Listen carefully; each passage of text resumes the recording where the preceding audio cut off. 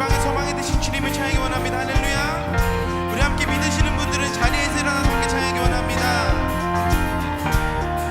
함께 찬양합시다. 예수 열방의 소망.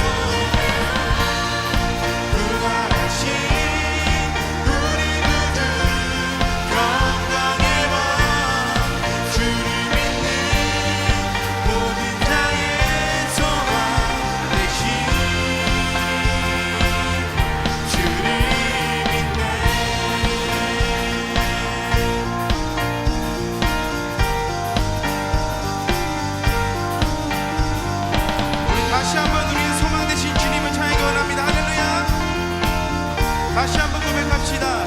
예수 열방의 소망. 예수 열방의 소망. 예수 우리의 위로자. 주는 온 땅의 영원한 소망. 예수 어둠 속의 빛. 예수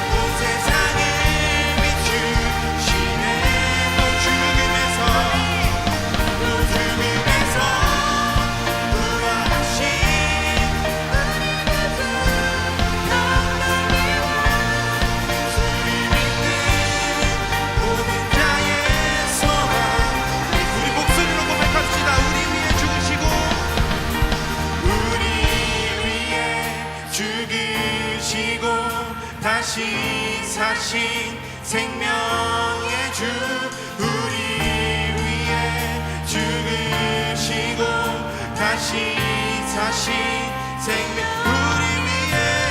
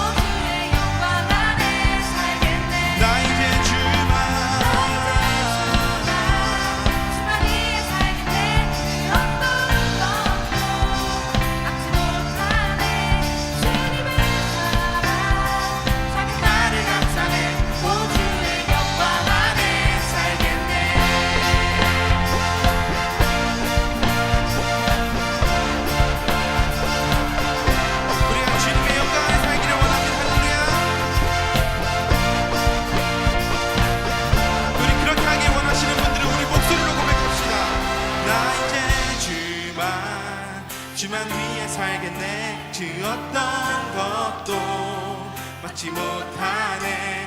주님의 사랑 작은 나를 감싸네. 오 주의 영광 안에 살겠네. 나 이제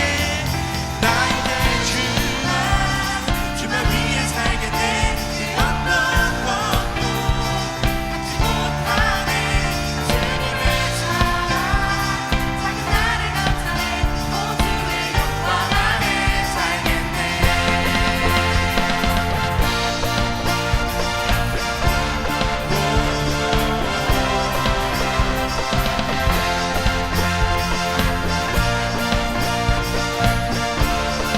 우리 주님께 영광 박수 올려드리기 원합니다. 할렐루야.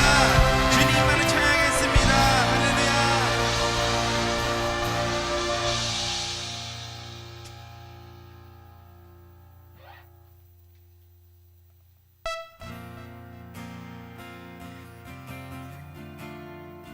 우리가 이렇게 교회에 나와서만 주님을 찬양하는 것이 아니라 밤이나 낮이나 또 우리가 어디에 있던지 간에 주님만을 찬양하기 원합니다. 할렐루야.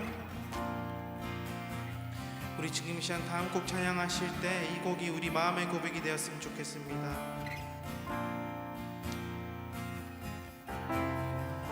나의 소망 되신 주, 나의 소망 되신 주, 주를 다시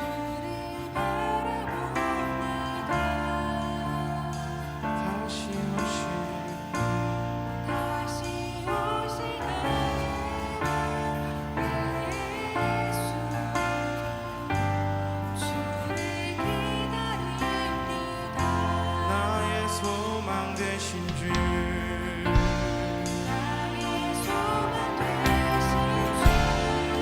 주를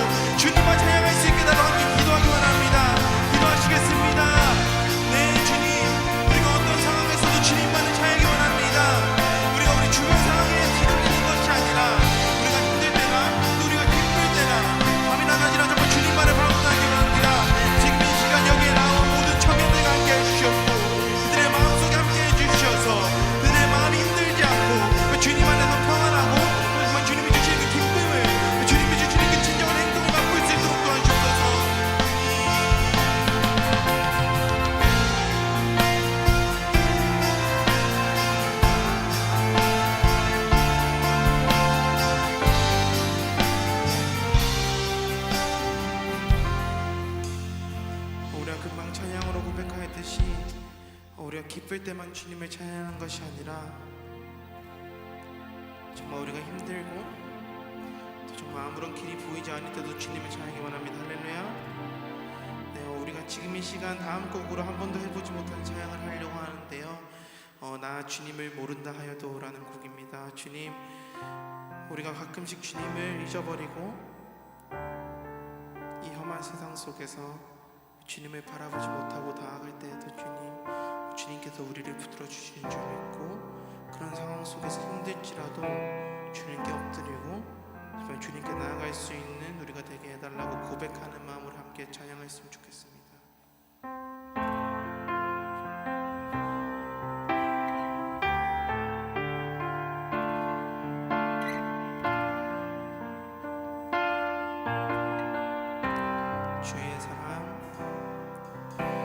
주의 사랑 항상 내 곁에 머무시네.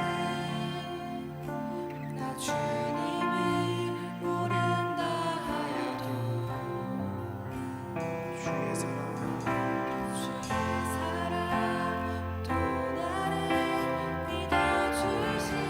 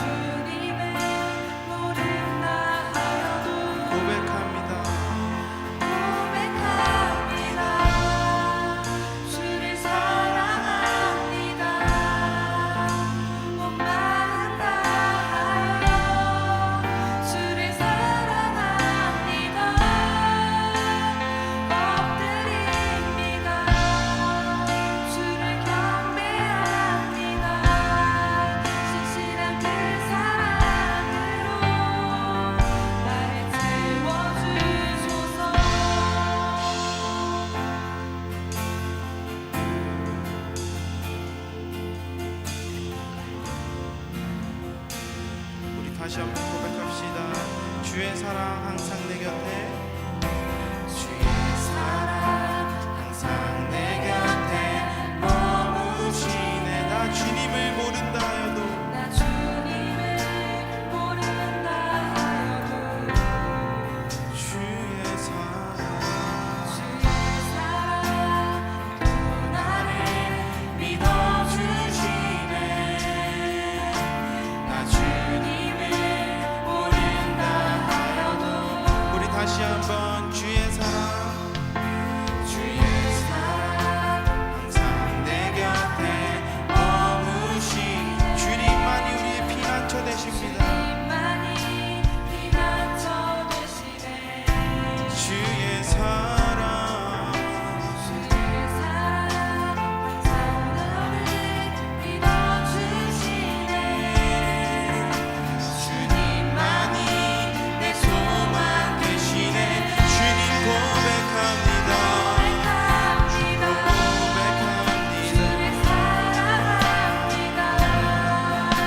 온 마음 다하여 주를 사랑합니다. 엎드립니다. 주를 경배합니다. 진실한 그 사랑으로 나를 채워줄 주님을 고백합니다. 주를 사랑합니다. 온 마음 다하여 주를 사랑합니다. 오 주님 주님께 엎드립니다. 진실한 그 사랑으로 나를 채워주소서. 주의 사랑 나 포기치 않네. 변함없으신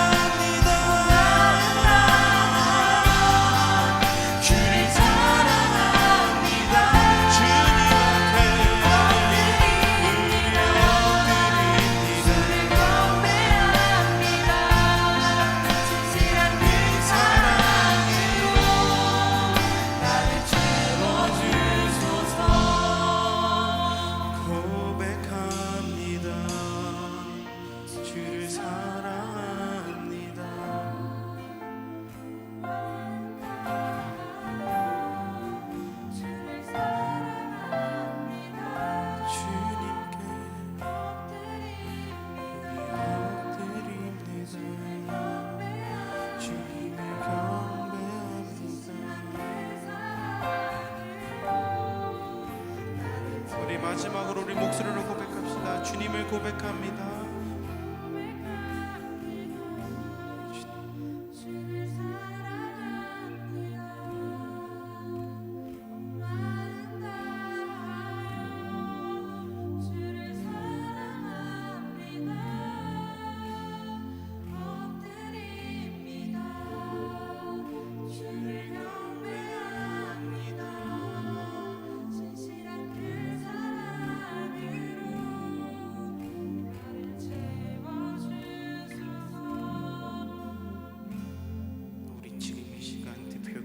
기도해 주심으로 예배 시작하겠습니다.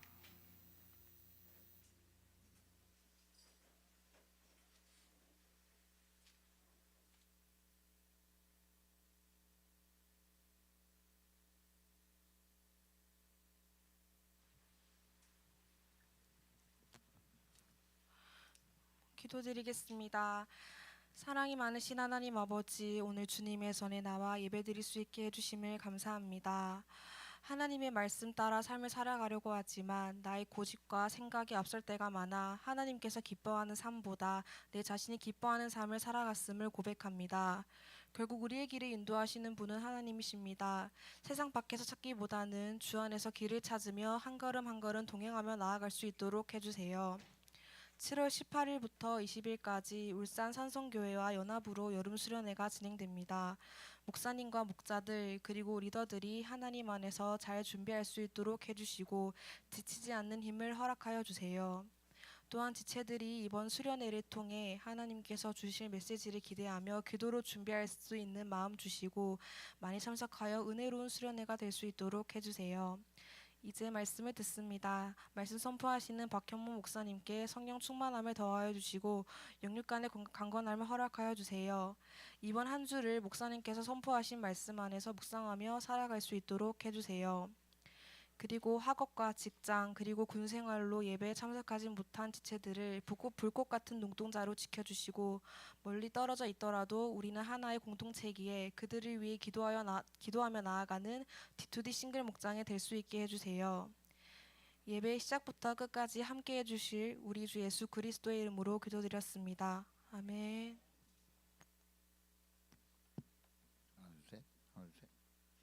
하나, 둘, 셋. 자, 우리 말씀 보도록 하겠습니다. 로마서 4장 25절 말씀입니다. 로마서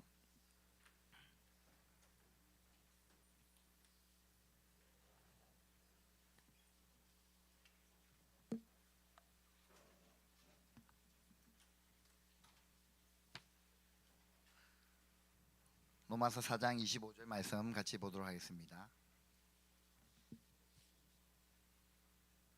찾으셨죠? 네, 같이 한 목소리 읽도록 하겠습니다. 시작.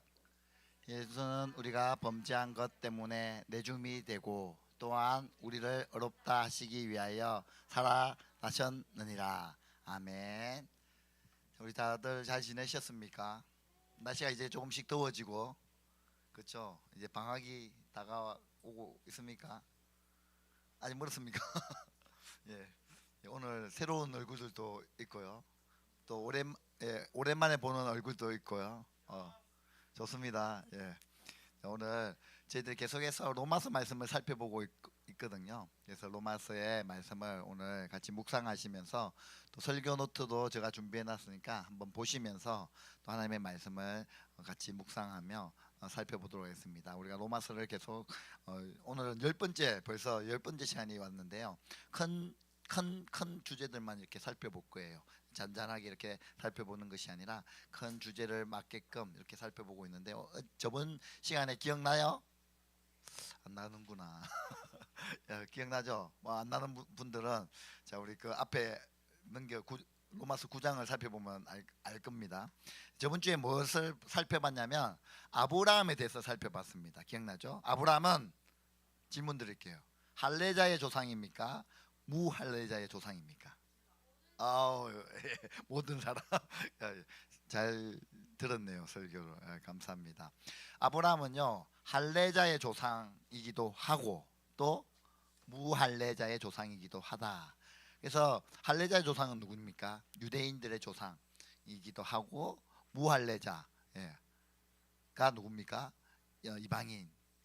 우리는 이방인입니까? 유대인입니까? 우리는 이방인입니다. 유대인들로 말하면 우리는 이방인이죠. 그래서 성경은 말합니다. 아브라함은 어떤 사람이냐 하면 무할례자의 조상, 유대인들의 조상이기도 하고 또 이방인의 조상. 그래서 모두의 다 조상이다라고 이야기하는 것이죠. 그렇기에 유대인들의 말에 속지 말아야 됩니다. 지금도 유대인들은 어떻게 얘기하냐면 아브라함은 누구의 조상이다라고 얘기하네요. 자기들만의 조상이다. 아브라함은 우리 조상이지 너희 같은 이방인들의 조상이 아니다라고 말합니다. 그 말에 속지 마십시오. 왜요? 우리가 저번 주에 성경을 통해서 살펴봤고 하나님의 말씀을 통하여 우리가 살펴보았기 때문에 그들이 주장하는 주장은 잘못된 주장이다라는 것을 우리가 살펴보았습니다. 그것을 로마서 4장에서 말하고 있는 것이에요. 로마서 4장을 읽어보면요, 그 말씀을 우리가 저번 주에 이제 풀어드렸고 같이 살펴봤어요. 그러니까 이해가 되실 것입니다. 그러면 이것만 넘기시면 이제 어려운 부분은 로마서는 다 넘어간 거예요. 그래서 이제 쭉 달려갈 거니까 이제 따라오시면 될 것 같고요. 이제 제가 오늘 다루고 싶었던 한 주제가 있는데요. 그것이 뭐냐면 로마서의 4장의 한 구절입니다. 오늘 읽었던 이 구절.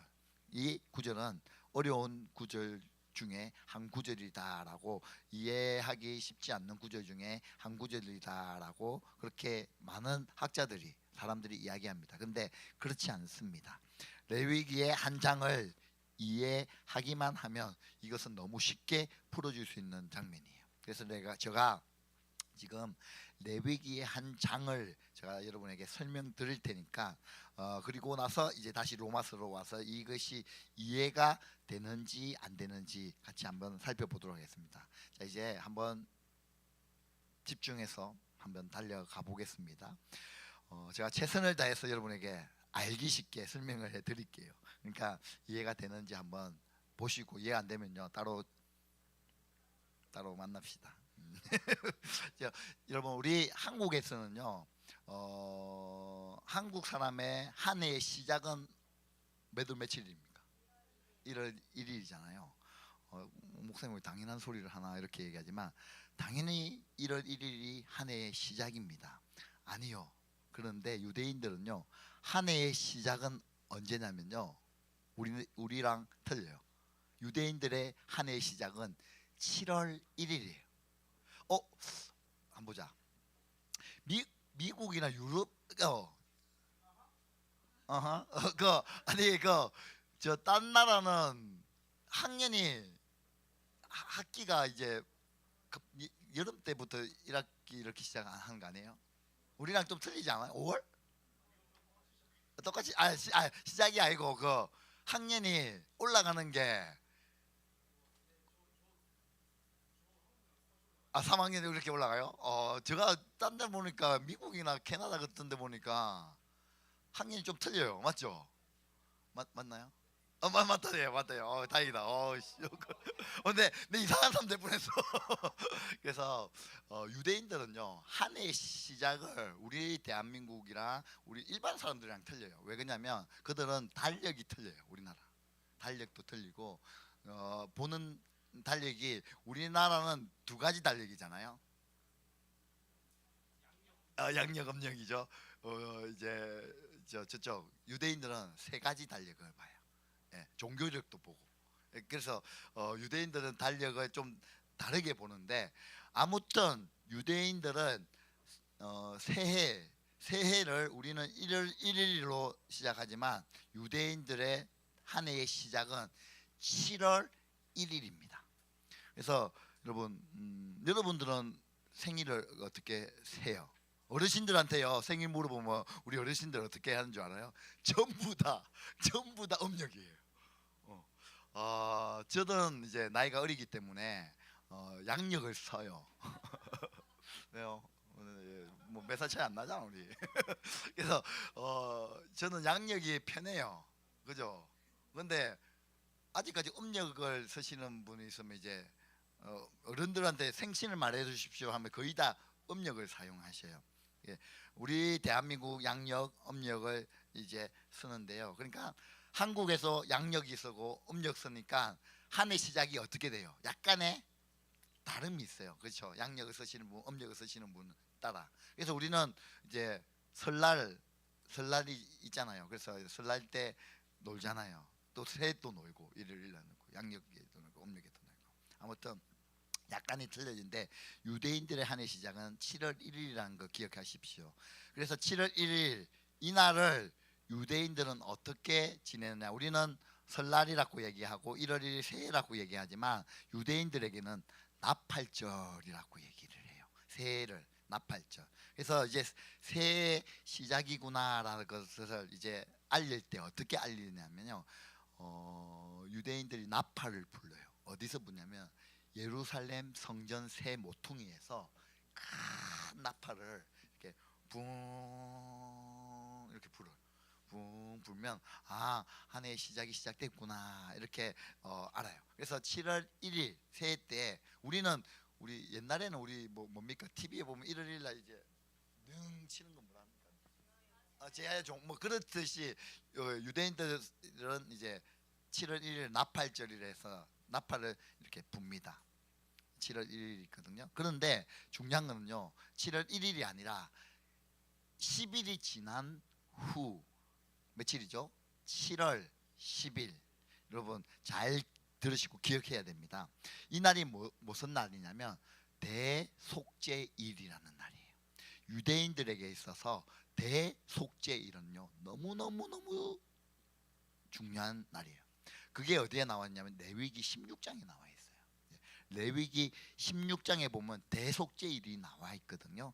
1년 365일 유대인들에게서 많은 절기가 있어요. 대한민국에도 무슨 많은 날들이 있잖아요. 유대인들도 마찬가지죠. 자기들이 지키는 날들이 있는데요.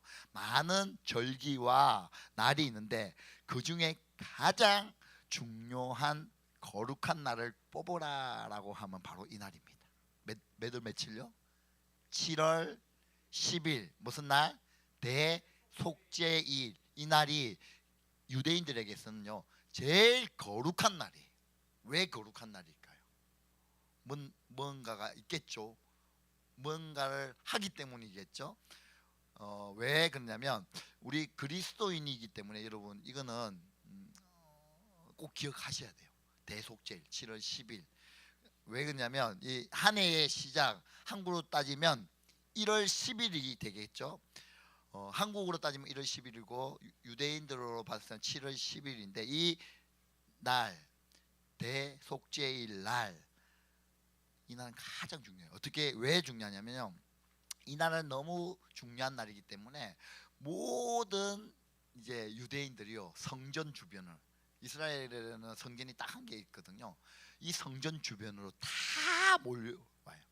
속죄일 날 7월 10일 날 모든 사람들이 다 몰려와서 주일을 안식일을 지킵니다. 왜요? 이날 제사를 지내는 거예요. 어떤 제사냐면 대속죄일 제사를 드리는 거예요. 지금으로 말하면 이제 주일날이겠죠. 7월 10일 주일날 그 날에 모여서 이제 1년 동안 지었던 죄를 이제 해결받는 날이에요. 그러니까 한번 생각해 보십시오. 이 제사의 목적은 뭐냐면요. 지난 한 해, 그죠? 지난 한 해 동안 내 모든 죄를 뭐하냐면 한꺼번에 1년에 지었던 죄를 한꺼번에 용서받는 날이라고요. 대속죄일 7월 10일. 여러분 수련회 때 기억나시잖아요. 제사 지냈던 방식 기억나잖아요. 예. 근데 이 제사를 제가 죄를 지었잖아요. 그러면 제사를 지내야지만 내 죄가 해결받는 거예요. 그런데 뭐 때로는 그렇잖아요. 내가 바빠서 또 뭐 예를 들어서 뭐 가난해서 돈이 없어서 어떤 일 때문에 제사를 못 지냈어요. 지난 죄를 지었음에도 불구하고 못 지냈어요. 그런데 이 모든 것이 언제 용서받냐면 언제만 참석하면 되냐면 7월 10일 날에만 참석하면 돼요. 네. 이날 참석해서 제사를 지내면요 지금까지 못 지는 1년 동안 내 죄를 지었는 것을 해결 못해도 7월 10일 날 와서 딱 제사를 지내면 내 죄가 다 용서받는 거예요. 그러니까요, 여러분 한번 생각해 보세요. 이날 오겠습니까, 안 오겠습니까? 우리 반대로 생각해 보세요. 우리 그리스도인이 여러분 죄 많이 지었죠. 현주자매 죄 많이 지었죠. 그 회개 안 해도 돼. 회개 안 해도 돼요. 뭐 까마박 해가지고 안 해도 돼. 근데 어느 날은 회개해야 돼. 무조건 7월 10일 날은 무조건 와서 제사를 지내면 1년에 내 모든 죄가 어떻게 되냐, 용서받는 날이라고요. 그러니까 얼마나 많은 이스라엘 사람들이 이 날을 기다리며, 그리고 이날에 성전 주변으로 모여서 그 제사에 참여하겠습니까? 그렇잖아요. 그래서 수많은 사람들이, 이스라엘 사람들이 7월 10일 날 대속죄일 제사를 드리기 위하여 성막 주변으로 참석하여 용서 받으려고 수많은 사람들이 나옵니다. 얼마나 많은 사람들이 나왔겠어요? 여러분 저 출애굽 할 때 몇 명이 나온지 아시죠? 모릅니까? 예, 1000명, 예, 10만, 100만 이상이 나온 거예요. 예, 100만 이상이 나온 거예요. 그리고 거기에서 살면서 얼마나 많은 식구들 낳았겠습니까? 그 사람들이 성막 주위에 나온 거예요. 엄청난 숫자가 지금 성막 주위에 나온 거예요. 왜요? 자기의 1년의 죄를 용서받기 위해서. 그러므로 대속죄일 제사는 뭐냐면 지난 한 해 지었던 내 모든 죄를 용서받는 것입니다. 뭐 다른 여러 가지 목적도 있지만, 성막이 정결시키는 것도 있고 뭐 그런 것도 있지만, 이거는 제가 설명드리지 않을게요. 제일 중요한 게 이거기 때문에. 근데 이때 제사를 지낼 때 대제사장이 지성소로 들어갑니다. 제가 한번 질문해 볼게요. 여러분 어릴 때부터, 여기 보면 또 어릴 때부터 신앙생활 많이 하셨던 분이기 때문에 질문해 보니까 성경 좀 아시기 때문에 한번 대답해 보십시오. 여러분 대제사장은 지성소에 1년에 몇 번 들어가나요? 우리 사진 한번 띄워 주실까요? 제가 사진 이렇게 준비했는데, 이게 성막이거든요. 여기 성막이 오른쪽, 여기 성막이고 저 지성소예요. 지성소 안에는 뭐가 있냐면 언약궤가 있어요. 조그마한, 이게 성막이에요. 이 안에 이제 대제사장이 1년에 몇 번 들어갈까요? 네? 한 번도 안 들어갈까요? 한 번? 한 번 들어가요? 1년에 딱 한 번? 우리 성경을 읽어보시라면요, 한 번이라는 얘기가 많이 나와요. 그런데 아니요, 3번 들어갑니다. 3번. 근데 이 3번이 어떻게 들어가느냐가 중요합니다. 다 같은 대속죄일 날 이렇게 들어가는데 1년 1차라고 하거든요. 그래서 잘 이제 한번 들어보십시오. 7월 10일 날 대속죄일 날 대제사장이 이스라엘 백성들의 모든 죄를 짊어지고 어디로 들어갔냐면 지성소로 들어갑니다. 여기요. 아이고 기가, 여기 들어가요. 여기. 이 지성소는 어떤 개념이냐면요. 자, 지금 이게 뭐냐면 이게 이거예요. 지성소 안에는 뭐만 있냐면요, 이게 성막인데요. 지성소 안에는 오직 언약궤만 있습니다.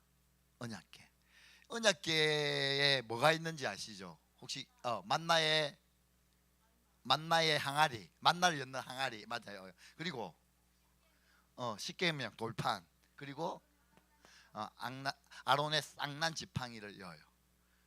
자, 이 언약궤 위에 누가 임하시는지 아세요? 하나님이 직접 말씀하셨어요. 레위기에 내가 어디에 있겠다 하면 언약궤 위에 있겠다 했어요. 그래서 여러분 여기는 아무나 못 들어가요. 예, 여기도 뭐 아무나 못 들어가지만, 근데 지성소에는 진짜 1년에, 아까도 말해 여기까지는 가끔씩 들어가요. 왜 그러냐면 여기에 물두멍도 있고 여기 갈아줘야 되고 하니까. 근데 이 지성소에는 1년에 딱 3번 들어가요. 근데 한 번이라고 이야기할 수 있어요. 히브리스에 보면 1년 1차라 해가지고 한 번이라고 하는데,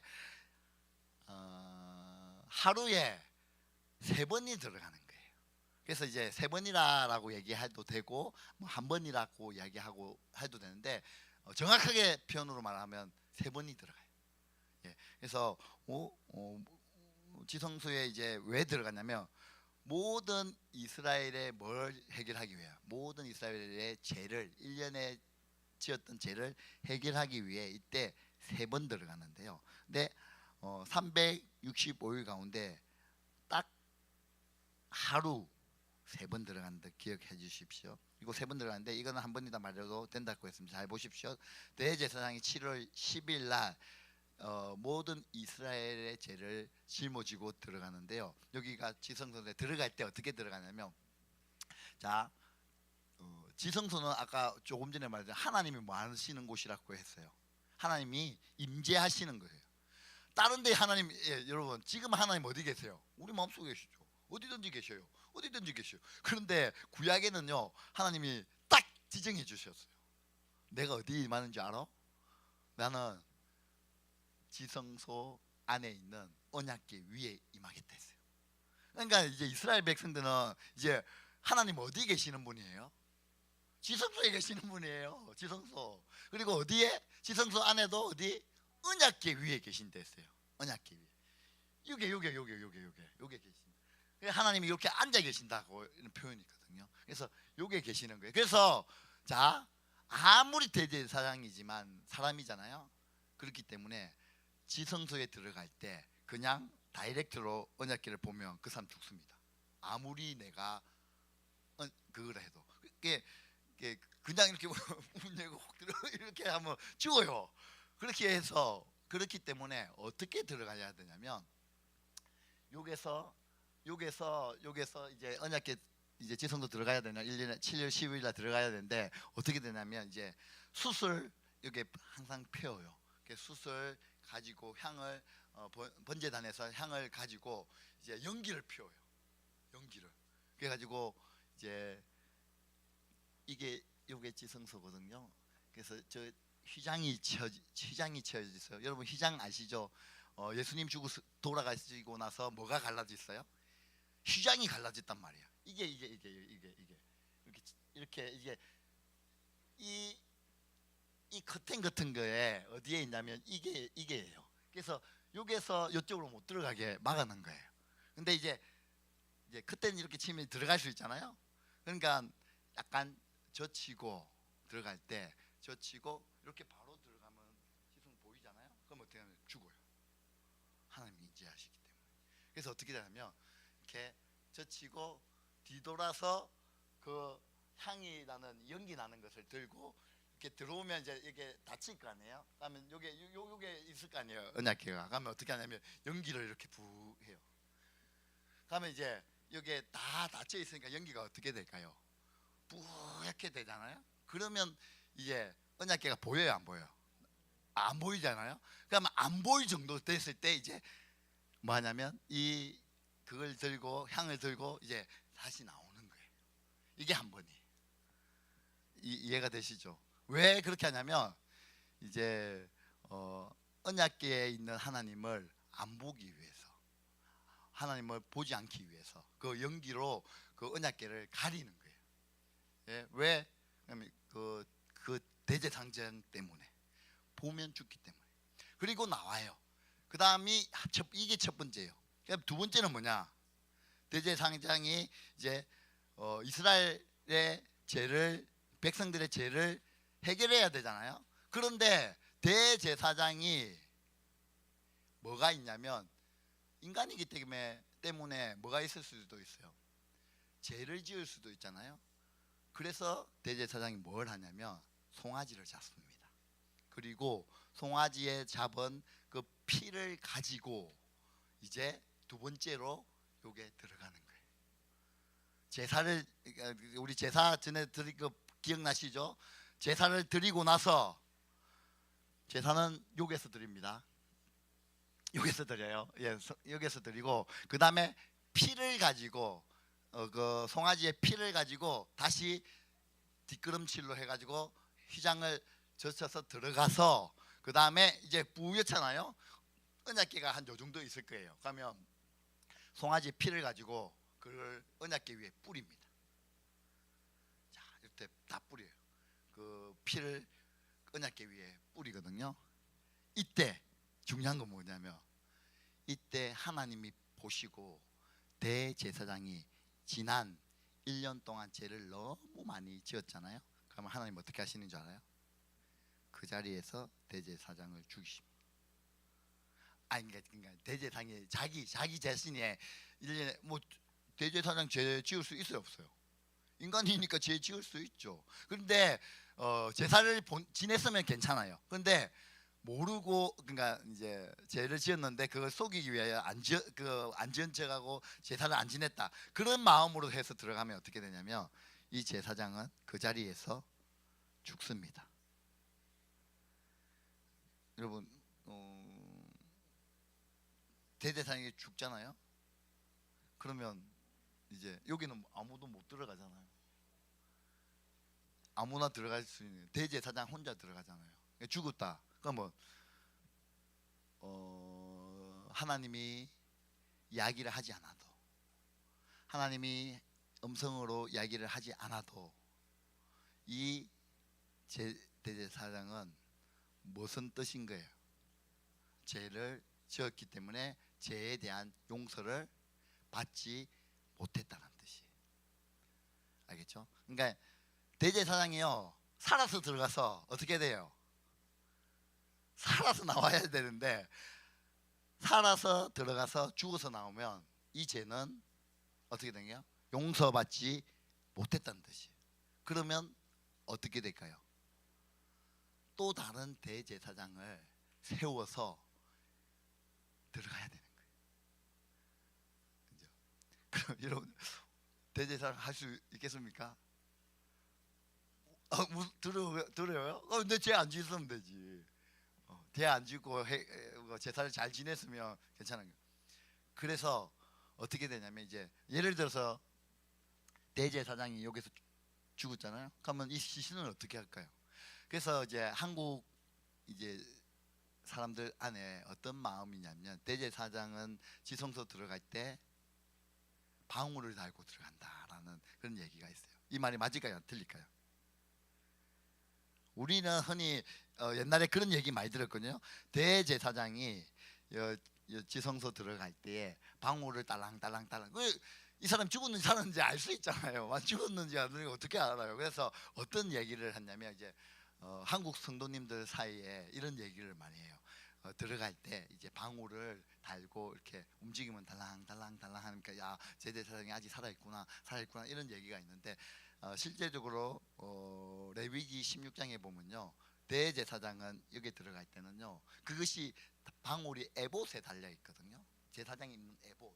근데 이 들어갈 때는요 에봇도 벗고 다 벗고 하얀 세모 하얀 속옷 같은 것만 입고 들어가요. 그렇기 때문에 그 말은 동화에서 나오는 얘기입니다. 실제적으로는 방울을 달고 가지 않아요. 그냥 들어가요. 근데 이거는 이제 약간 극적인 얘기를 하기 위해서 이렇게 하는데 성경에 들어가 보면 성경의 말씀에 보면 대제사장이 이게 들어갈 때는 어떻게 하냐면 아까 조금 전에 말했죠. 아무 옷도 아니고 속옷 같은 이스라엘 사람들은 옷이 우리처럼 이런 것이 아니라 이제 통으로 된 옷이잖아요. 그러니까 속옷도 이제 통 같은 거예요. 제사장도 이제 통으로 있는 옷을 그것만 입고 왜 그렇게 할까요? 하나님 앞에 나갈 때는요. 그렇게 이제 나가는 거예요. 아무튼 그렇게 이제 두 번째 해서 그래서 만약에 그 죽었으면 대제사장이 들어가서 그 시신을 꺼내서 다시 똑같은 방법으로 두 번째 방법을 해요. 그리고 또 그 대제사장이 어떻게 해요? 죽으면 어떻게 돼요? 죽을 수도 있잖아요. 그러면 또 대제사장 세워서 그래요. 그런데 그런 일들이 일어나지 거의 않았어요.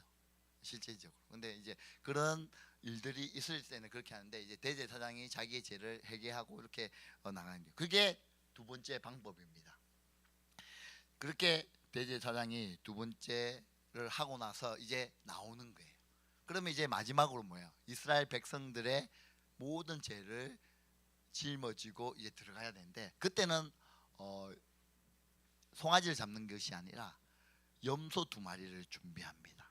그래서 한 마리는 어떻게 하냐면 아사셀이라 해가지고 염소를 그 강야로 한 개를 보내고요. 한 개는 대제사장이 잡아서 어떻게 합니까? 똑같은 방식으로 이제 들어가서 어디에 뿌립니까?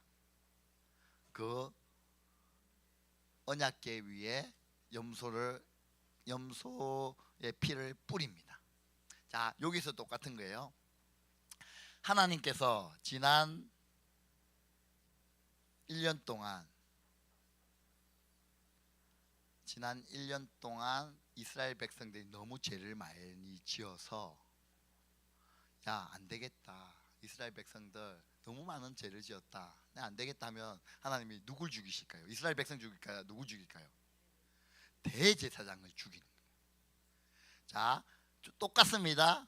이스라엘 백성들이 죄 용서함을 받았다는 것을 알기 위해서는요, 내가 죄 용서를 받았다, 이스라엘 백성 죄 용서를 받았다는 것을 깨닫기 위해서는요, 대제사장이 어떻게 해요? 살아서 들어가서 어떻게 돼요?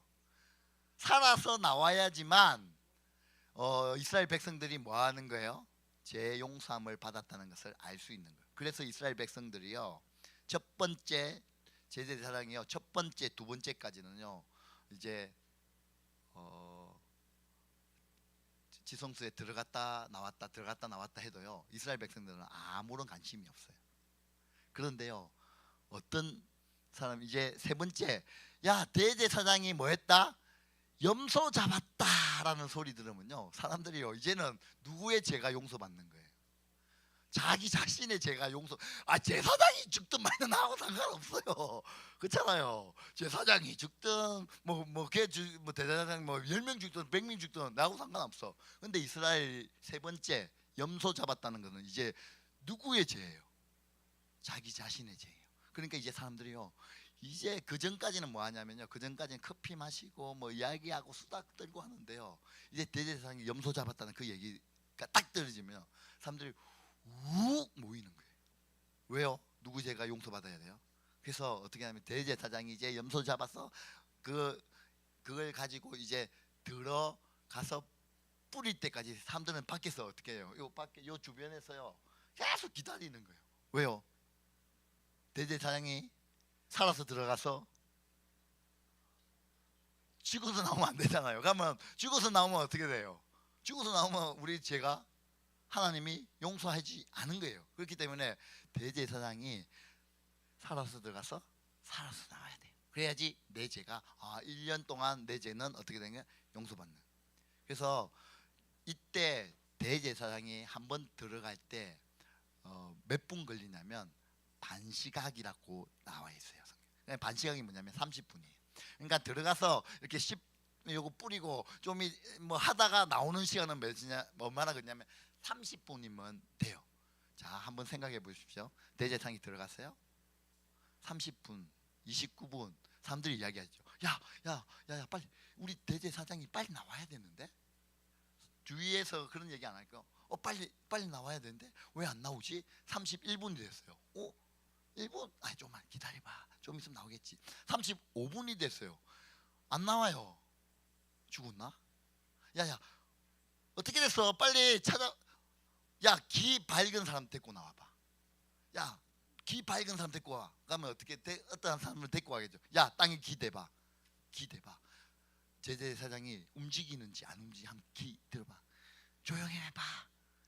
야, 슥슥슥 소리가 나. 아직 살아있나 봐. 근데 왜 안 나와? 40분이 돼도 안 나와. 40 몇 분이 돼도 안 나요. 50분이 돼도 안 나오는데 50분쯤에 어떻게 돼요? 이 휘장이 확 열리면서 누가 나와야 돼요? 대제사장 발이 나와야 되는데 휘장이 확 열리면서 다쳤어. 뭐예요? 바람이 불어서 그런 거예요. 사람들, 야, 어떻게 됐냐? 빨리 나와야 되는데 어떻게 돼? 왜 안 나와? 좀만 더. 41분, 52분, 53분 됐는데 갑자기 대제사장 발이 쑥 나오면 어떻게 될까요? 사람들이 그냥 나왔네 이렇게 할까요? 수많은 사람들이 와 하는 거예요. 왜 그렇게 해요? 똑같은 조금 전에 말했죠. 대제사장이 살아서 들어가서 살아서 나와야지만 뭐 때문에 그래요? 내 죄가 용서받았기 때문이에요. 이것을 지금 누가 이것을 얘기하냐면요, 사도 바울이 신약에 와서 히브리서와 로마서에서 이 표현을 말하고 있습니다. 우리 히브리서와 로마서에 보면요, 모든 인간 대제사장은 이스라엘 백성들의 모든 짐을 짊어지고 들어가잖아요. 짐승의 피를 가지고 지성소로 들어가잖아요. 그러나 우리 누구는 예수님 자신이 뭐가 되었냐면 대제사장이 되어서 짐승의 피가 아니라 자기의 피를 가지고 하나님 앞에 나아가는 거예요. 나아갈 때 어떻게 되냐, 그것이 뭐냐면 이제 십자가라는 것입니다. 그러니까 예수님께서 십자가에서 죽으신 다음에 여러분 반드시 하셔야 되는 일이 있습니다. 그게 뭡니까? 예수님이 지성소로 들어가셨어요. 그리고 대제사장이신 예수님이 대제사장이 되셔서 지성소로 들어가셨습니다. 그러면 그 다음에 반드시 해야 할 일이 무엇입니까? 우리 예수님이 뭐 해야 됩니까? 살아나셔야 됩니다. 여러분, 예수님이 대제사장이 되시면서 모든 자기의 그 인간 대제사장은요, 짐승의 피를 가지고 들어가잖아요. 그런데 우리 예수님은 내가 대제사장이 되셔서 지성소에 들어갔는데 피를 가지고 아니 하고 들어가셔요. 왜요? 우리 예수님이 자신이 십자가 돼서 되셨기 때문에. 그래서 우리 예수님이 지성소에 들어가셔서 나오실 때는요, 반드시 뭐 해야 되면 죽어서 나와야 되는 것이 아니라 살아서 나와야 되는 거예요. 예수님이 십자가에서 죽으신 다음에 반드시 하셔야 될 일이 있습니다. 그게 뭡니까? 그게 부활이라는 거예요. 만일에 예수님께서 십자가에서 죽으시고 그대로 만약에 하늘나라 가셨다 그러면 우리 이방인들은 괜찮아요. 우리 같은 이방인들은 괜찮아요. 그런데 유대인들은요 절대 예수님을 믿지 않습니다. 야야, 그 예수님 그 죄 용서 받지 못한 거야. 근데 이렇게 말해도 아무 할 말이 없습니다. 그 말이 맞아요. 왜요? 율법에 의하면.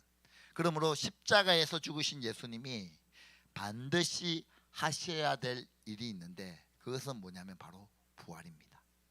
예수 그리스도의 부활 그 자체가 여러분 뭘 의미하냐면요, 이제 예수님을 그리스도로 믿는 모든 사람의 죄는 뭐에 됐다? 용서 받았다는 것을 선언하는 것이 부활 사건입니다.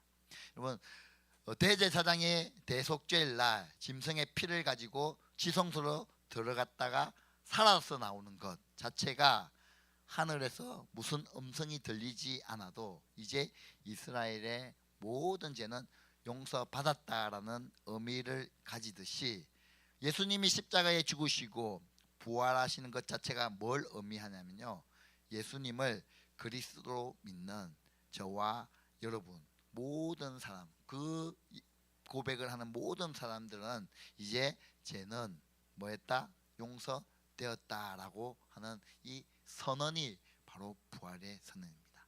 이해되시죠? 그러면 제가 한 가지 더 본문 말씀을 로마서 말씀으로 이제 돌아와서 로마서 4장 25절 말씀을 한번 같이 보겠는데요. 이 말을 하기 위해서 길게 돌아서 이렇게 왔어요. 이게 이해가 되는가 한번 보십시오. 그러므로 로마서 4장 25절 말씀 제가 천천히 읽어 드릴 테니까 한번 이해가 되나 보세요. 제가 읽어 볼게요. 예수는 우리가 범죄한 것 때문에 내줌이 되고, 왜 죽으셨어요? 우리 죄 때문에, 범죄 때문에. 다시요. 25절에 이렇게 말합니다. 예수는 우리가 범죄한 것 때문에 내줌이 되고 또 우리를 어렵게 하시기 위해 어떻게 하셨나요? 살아나셨다. 그러므로 여러분 구원의 시작은 십자가지만 구원의 완성은 뭔가요? 부활입니다. 십자가 가지고만 안 되는 것입니다. 반드시 뭘 하셔야 돼요? 부활하셔야 되는 것이죠. 하나만 더 살펴보겠는데 고린도전서 15장에 이 말씀도 이해가 되나 한번 보십시오.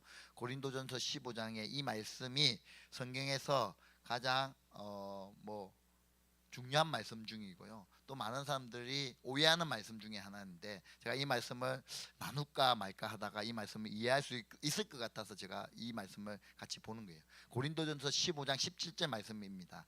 이게 이해가 되는가 한번 제가 읽어드리니까 한번 보십시오. 17절 이렇게 시작하거든요. 그리스도께서 다시 살아나신 일이 없으면, 부활이 없으면이에요. 여러분 고린도전서 15장 17절 말씀에 보면 그리스도께서 다시 살아나신 일이 없으면, 부활이 없으면, 그 다음에 너희의 믿음도 헛되고, 그 다음이 중요합니다. 너희가 여전히 어디 가운데 있나요? 죄 가운데 있을 것이요. 뭐가 없으면? 부활이 없습니다. 여러분 예수 그리스도의 부활이 없으면 우리는 계속 어디 가운데 있다고요? 죄 가운데 있는.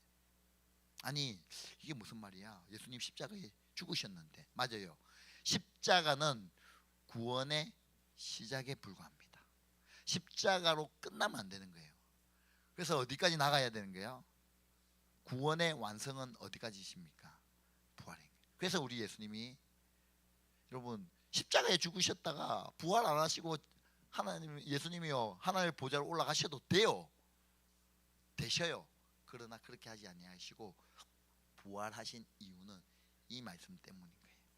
예수 그리스도께서 사망에서 부활하심으로 말미암아 사망 권세를 단번에 깨뜨리시고 부활하심으로 다시 사심으로 말미암아 그게 어떤 의미를 가지느냐 하면 이제 예수를 그리스도로 믿는 모든 사람들의 죄가 뭐가 되었다? 용서되었다라는 온 우주의 선포를 얘기하는 것입니다. 그것을 지키는 절기가 무슨 절기입니까?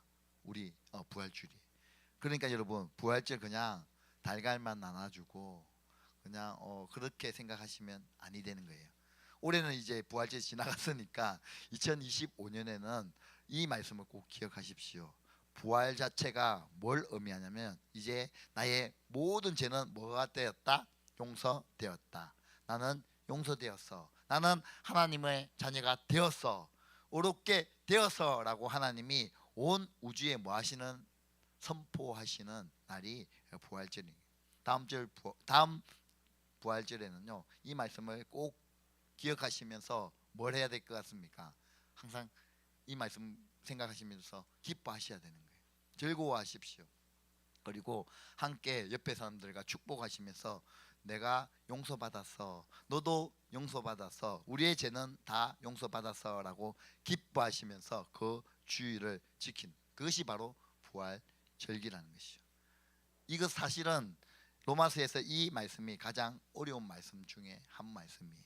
이 말씀을 이해했다면 이제 로마서 말씀을 전체 이해하지 못할 말씀이 없다는 것이죠. 그래서 다음 주에는 조금 더 그 다음 장으로 넘어가서 우리 하나님의 말씀을 계속해서 살펴보도록 하겠습니다. 우리 같이 이 찬양 하나님 앞에 올려드리고 싶은데요. 주의 보좌로 나아갈 때에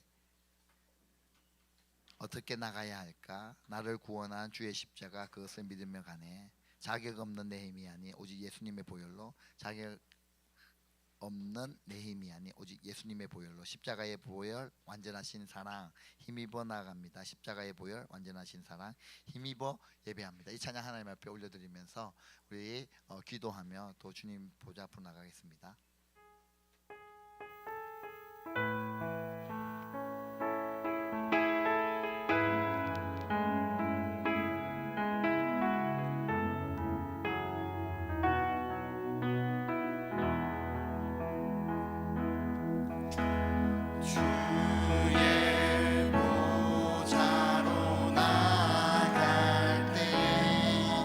어떻게 나가야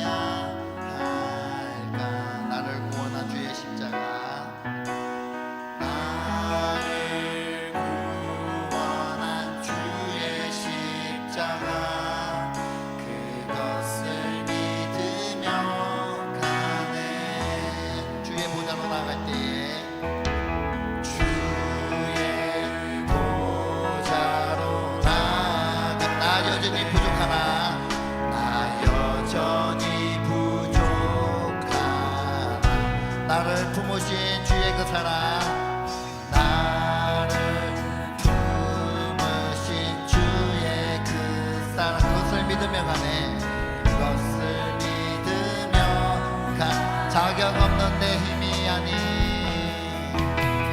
자격 없는 내 힘이 아닌 오직 예수님의 보혈로 오직 예수님의 보혈로 자격 없는 내 힘이 아닌 자격 없는 내 힘이 아닌 오직 예수님의 보혈로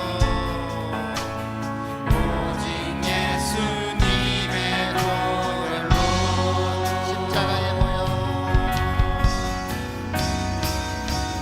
십자가의 보혈 완전하신 사랑 완전하신 사랑 힘이 번합니다 힘이 번화갑니다 십자가의 보혈 십자가의 보혈 완전하신 사랑 완전하신 사랑 힘입어 예배합니다 힘입어 예배하 자격 없는 내 힘이 아닌 자격 없는 내 힘이 아닌 오직 예수님의 보혈로 오직 예수님의 보혈로 자격 없는 내 힘이 아닌 자격 없는 내 힘이 아닌 오직 예수님의 보혈로 오직 예수님의 보혈로 십자가의 보혈 십자가의 보혈 완전하신 사랑 힘이 번화갑니다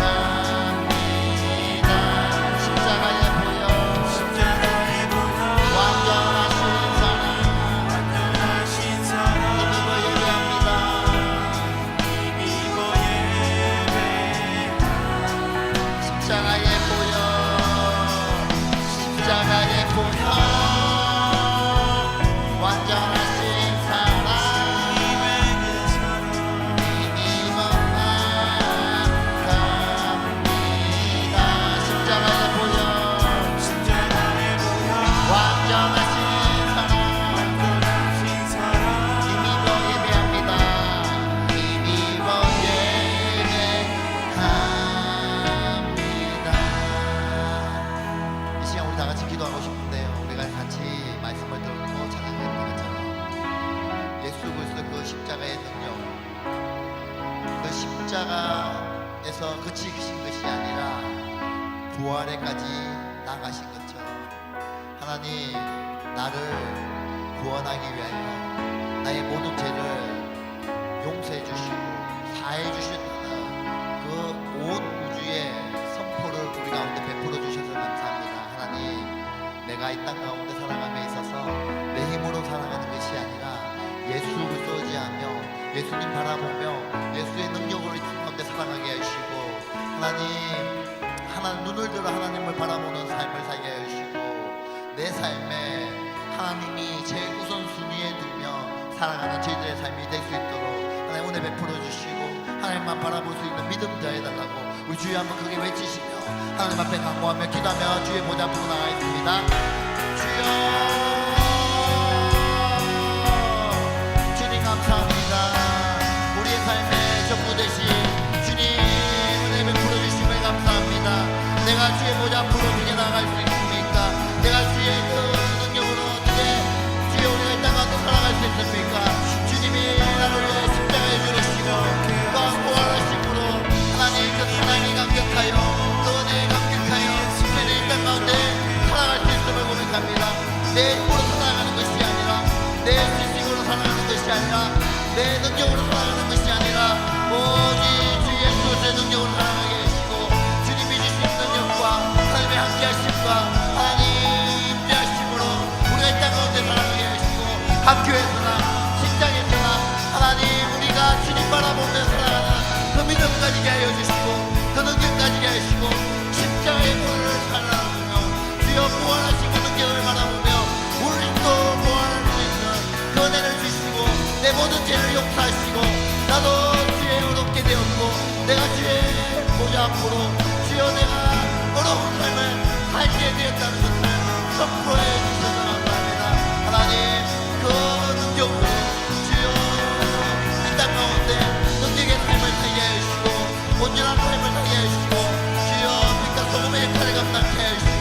하나님의 자녀로서의 거룩한 삶과 주여 부일된 삶을 주님 이 땅 가운데 살아가게 하여 주시옵소서. 하나님 나를 통하여 주여 옆에 있는 수없이 못 맞는 역사를 보게 하시고 내가 어느 곳에 있든 내가 어떤 환경에 있든 하나님 바라보며 신뢰하며 주여 나아가는 제자의 삶이 될 수 있도록 주여 이끌어가 주시고 역사하여 주시고 인도하여 주시옵소서. 주님 그 완전하신 사랑을 바라보게 하시고 완벽하신 사랑을 바라보며 삶을 살 수 있도록 주님 도와주시옵소서. 그렇게 역사하시는 하나님 찬양합니다. 하나님 아버지 감사합니다. 우리를 살리기 위하여 우리를 죄에서 구원시키기 위하여 그 아들 예수 그리스도를 죽기까지 그 십자가에 죽이면서까지 우리를 사랑하시고 우리를 살려주셔서 감사합니다. 그리고 부활하심으로 인하여 온 우주에 나의 죄가 용서받았고 우리가 어렵게 되었고 우리가 구원받았다 라는 선언을 해주셔서 감사합니다. 하나님 그 선언으로 인하여 우리가 이 땅 가운데 승리할 수 있고 기쁨을 누릴 수 있고 자유함을 가지게 하여 주셔서 감사합니다. 하나님 그래서 내가 어디에 있든 내가 학교에 있든 내가 직장에 있든 내가 가정에 있든 내가 교회에 있든 그 예수 그리스도의 자녀로서의 기쁨을 누리며 또 안정감을 누리며 또한 행복을 누리는 삶을 살아갈 수 있도록 이끌어가 주셔서 감사합니다. 하나님 우리의 믿음이 흔들리지 않도록 지켜주시고 우리의 믿음이 떨어지지 않도록 늘 성령 충만케 하여 주시고 성령이 내 마음 가운데 충만한 영으로 임하여 주시옵소서. 그래서 하나님 참된 안식과 참된 기쁨을 늘 누리게 하여 주시며 또한 이 받았던 사랑 이 행복을 나만 간직하는 것이 아니라 주위를 돌아보게 하여 주시고 내 가족 내 형제 자매 부모님을 돌아볼 수 있는 우리의 삶이 되게 하여 주시고 나만 구원받는 것이 아니라 나만 어렵게 되는 것이 아니라 우리의 주위에 있는 주변에 있는 친구들과 가족들에게 복음을 전할 수 있는 그 축복이 우리의 삶 가운데 흘러넘치게 하여 주시옵소서. 하나님 내 힘으로 살아가지 않게 하여 주시옵소서.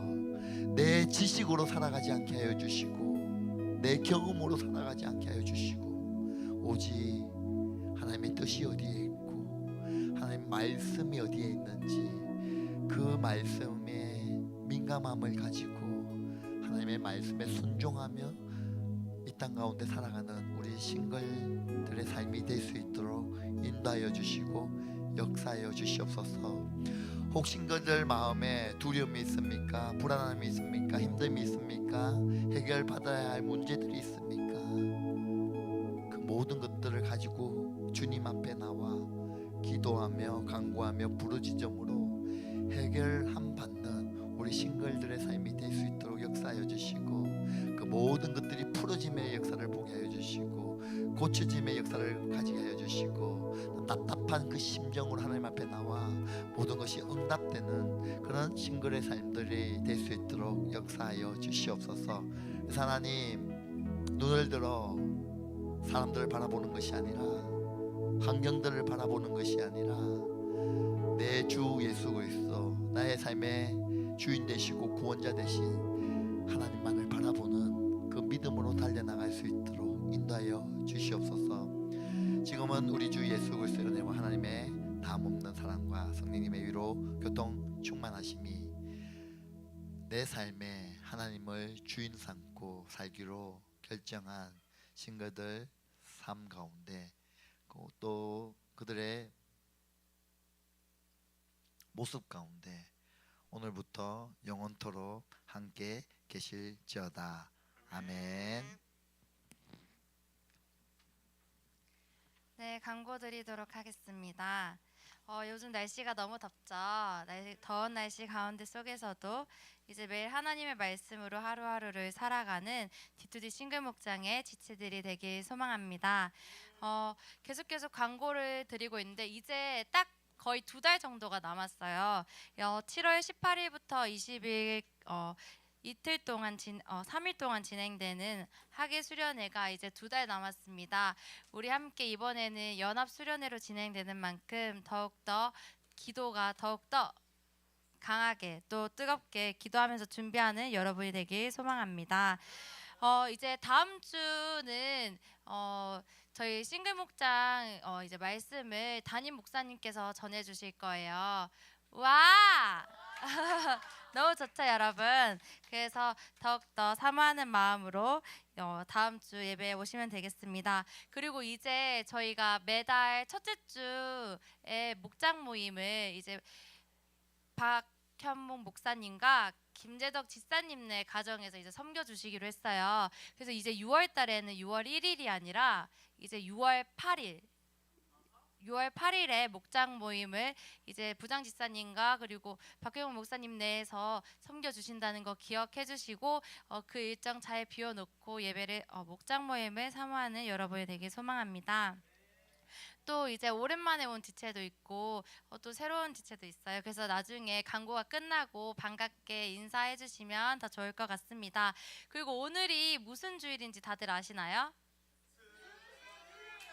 은혜는 하늘 같아서 네, 스승의 주일입니다. 그래서 저희 지체들이 마음을 이제 섬겨주신 그 목사님과 그리고 부장님님 네, 정말 그 다 마음을 전할 수는 없지만 그래도 우리가 한 글자 한 글자 마음을 담아서 편지를 적어봤어요. 누군가가 한번 나와서 좀 전달해 줄 수 있나요? 우리 지사님과 목사님, 사모님 한번 나와서 그래도 나와주세요.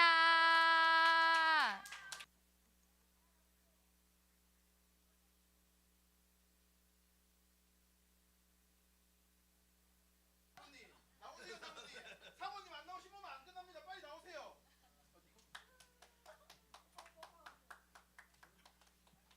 네, 저희가 벌써 어느덧 사모님과 목사님과 그리고 부장 지사님과 함께한 지 거의 이제 5개월 정도가 되었어요. 벌써 우와 너무 빠르죠. 그래서 정말 그 5개월이라는 시간 동안 많은 섬김을 또 해주시고 또 앞으로 더 많이 섬겨주실 거예요. 또 더 많이 섬겨주시고 하실 텐데 그 마음을 담아서 저희 청년들이 정말 마음을 일단 많이 담았습니다. 그래서 네, 늘 감사한 마음으로 우리 박수로 우리 인사 전하도록 할게요. 감사합니다.